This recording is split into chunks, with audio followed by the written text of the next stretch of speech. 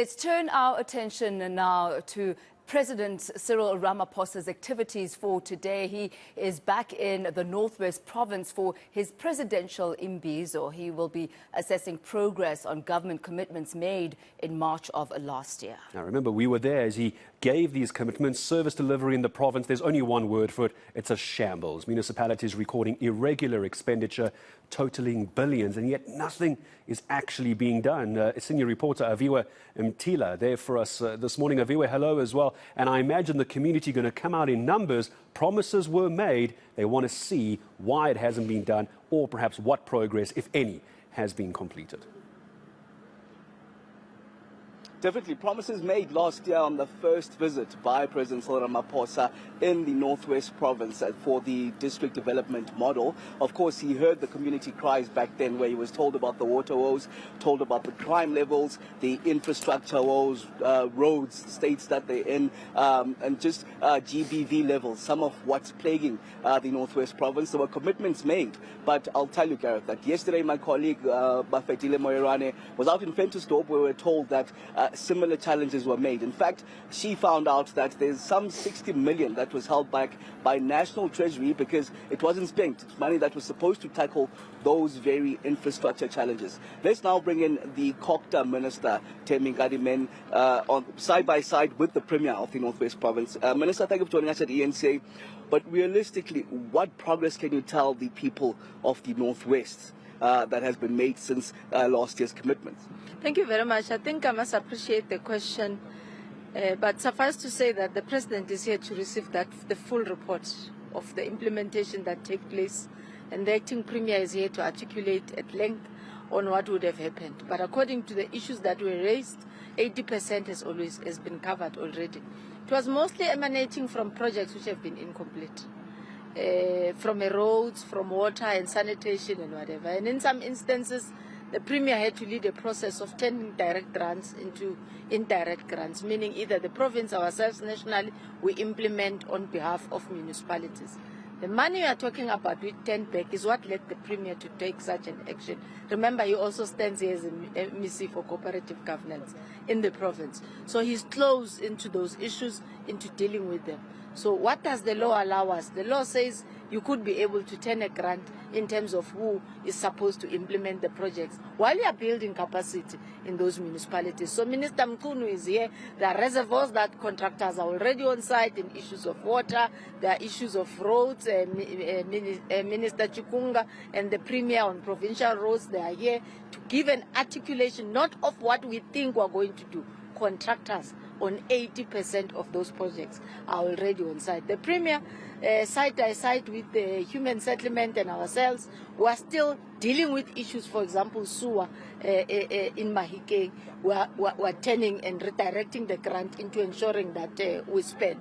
We would want our people to just give Premier a chance to be able to roll out the infrastructure that they've been having while assisting us to build the capacity in municipalities. So our intention, if all goes well, is not to turn back into the fiscus money. We'll be able to allocate, account for what we've been able to do. Unfortunately, resources are not sufficient to cover everything at a go that was raised. But why turn back, Minister? Sorry to disturb you. Why turn back the money if we do know, of course, they much needed? For example, in Ventersdorp, month without water, they're in desperate need of infrastructure, but yet we're turning back the money. What's the logic behind that? There's no logic. There are difficulties. Capacity that is minimal at municipalities. Earlier on, we used to say metros are strong in capacity. Even today, we're seeing metros deteriorating. Now, the question should be, what did we do when we realize that there are challenges of spending? In fact, it's not only Ventersdorp.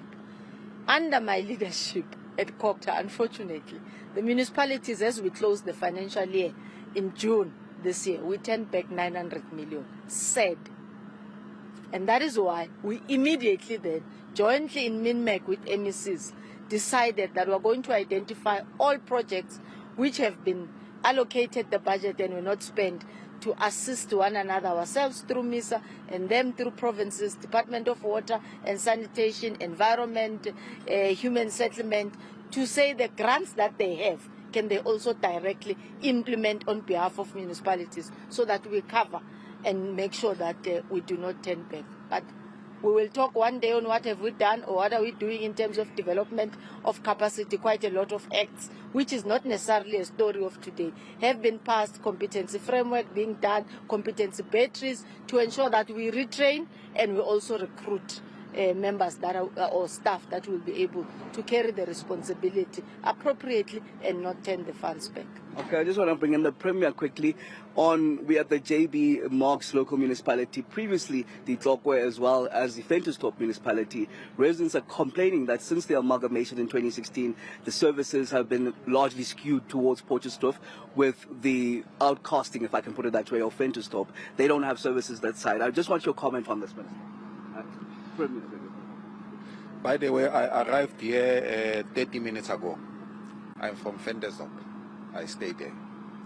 So it will be incorrect for anybody to say there are no services in Ventersdorp. There are services in Ventersdorp. We are fixing roads in Ventersdorp. There is a big project that is coming in Ventersdorp called the N14 development. We are now, as we speak, dealing with issue of bulk in that area. So people of Ventersdorp know that we are intervening and we are intervening decisively. If you can go inside the township, you will see that roads are being fixed as we speak. So we are attending to challenges that are faced by people in Ventersdorp.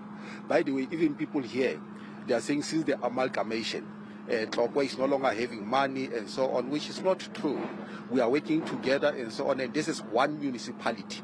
We must share resources, but I must indicate that there is one small challenge of people who are not paying their services, particularly around Ventersdorp, because you will understand that in Ventersdorp, about 4 areas, those are rural areas or they are villages and so on. So you have those challenges, which are challenges that we are attending to. Amongst others, we have said to the mayor and the team, one of the things that we need to do is to put in smart prepaid meters in all these businesses, in all the households and so on. Then everybody will be able to pay on time, and it will be a prepaid. All right, thank you very much. The Northwest Premier side by side with the Kokta MEC Tembing Gadimeng, of course, at the before the district development model Imbizo begins, where we're expecting the president, of course, just to get a feedback on what has been done in the Northwest province.